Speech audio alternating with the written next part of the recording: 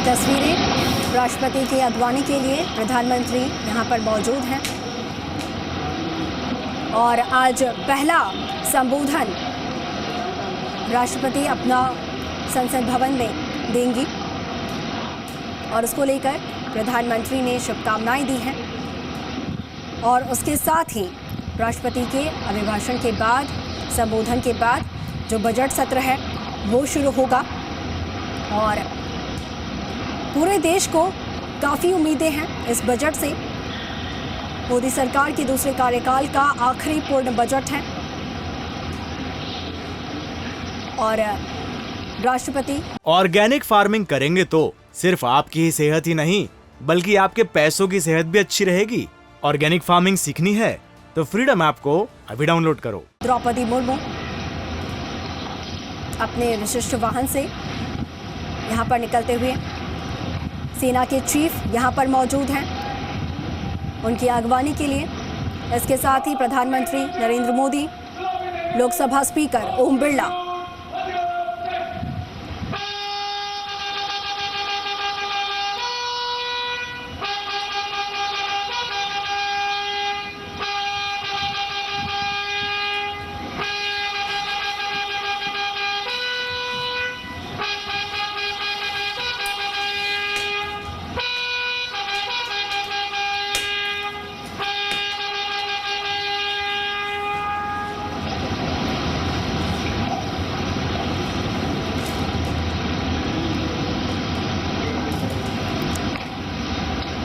और ये तस्वीरें प्रधानमंत्री नरेंद्र मोदी, लोकसभा स्पीकर ओम बिरला, राष्ट्रपति द्रौपदी मुर्मू की अगवानी करते हुए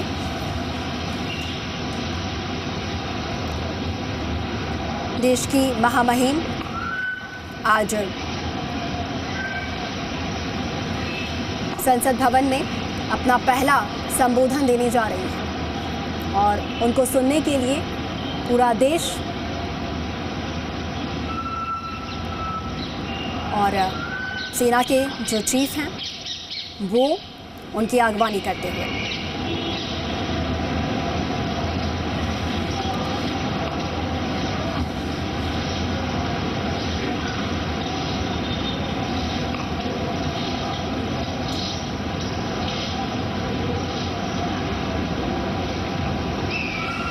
मोदी सरकार के दूसरे कार्यकाल का ये आखिरी पूर्ण बजट है।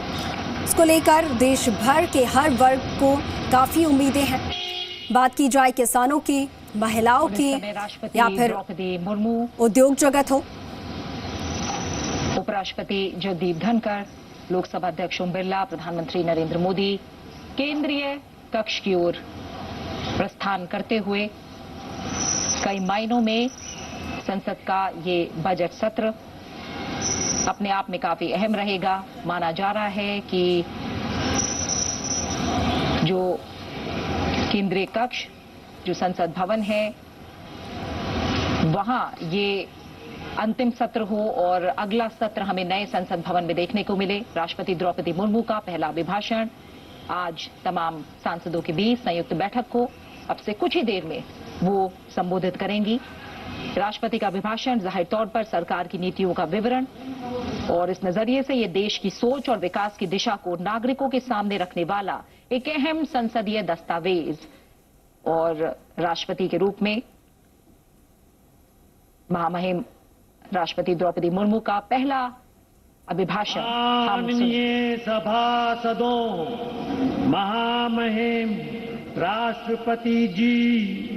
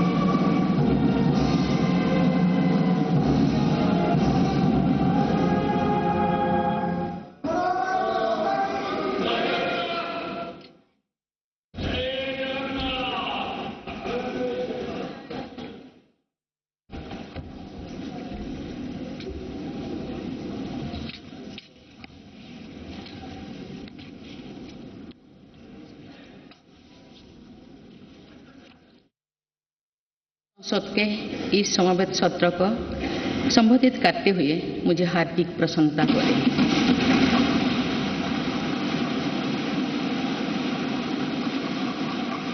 कुछ ही महीने पहले देश ने अपनी आज़ादी के 75 वर्ष पूरी करके आज़ादी के अमृत काल में प्रवेश किया है। आज़ादी के इस अमृत काल में हजारों वर्षों के गौरवशाली अतीत का गौरव जुड़ा है। भारतीय स्वतंत्रता संग्राम की प्रेरणाएं जुड़ी है और भारत के स्वर्णिम भविष्य के संकल्प जुड़ी है। अमृतकाल के ये 25 वर्ष का कालखंड स्वतंत्रता की स्वर्णिम शताब्दी का और विकसित भारत के निर्माण का कालखंड है। ये 25 वर्ष हम सब के लिए और देश के प्रत्येक नागरिक के लिए कर्तव्य की पराकाष्ठा करके दिखाने के ये हमारे सामने युग निर्माण का अवसर है और हमें इस अवसर के लिए 100% सामर्थ्य के साथ हर क्षण कार्य करना है। हमें 2047 तक ऐसे राष्ट्र का निर्माण करना है जो अतीत के गौरव से जुड़ा हो और जिसमें आधुनिकता का हर स्वर्णिम अध्याय हो। हमें ऐसा भारत बनाना है जो आत्मनिर्भर हो,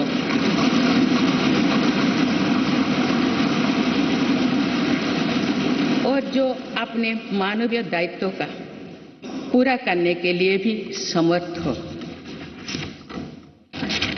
ऐसा भारत हो जिसमें गरीबी ना हो, जिसका मध्यम वर्ग भी वैभव से युक्त हो।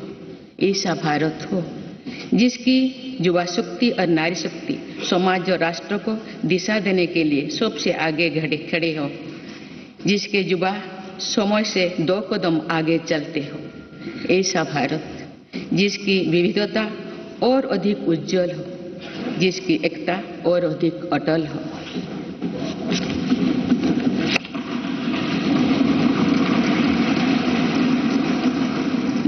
संचालिस में देश जो इस सच्चाई को जीवंत करेगा तो निश्चित रूप से उस भव्य निर्माण की नींव का अवलोकन और आकलन भी करेगा।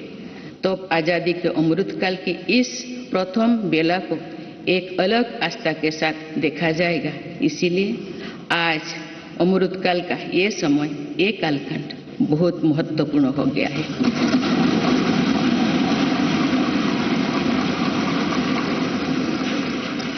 माननीय सदस्यगण, मेरी सरकार को देश के लोगों ने जो पहली बार सेवा का अवसर दिया तो सबका साथ सबका विकास के मंत्र से हमने शुरुआत की थी। समय के साथ इसमें सबका विकास, सबका विश्वास और सबका प्रयास भी जुड़ा गया।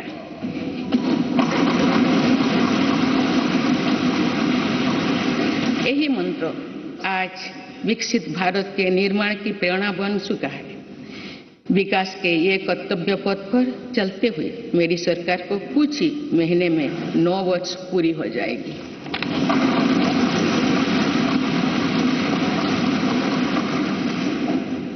मेरी सरकार के लगभग 9 वर्षों में भारत के लोगों ने अनेक सकारात्मक परिवर्तन पहली बार देखे हैं।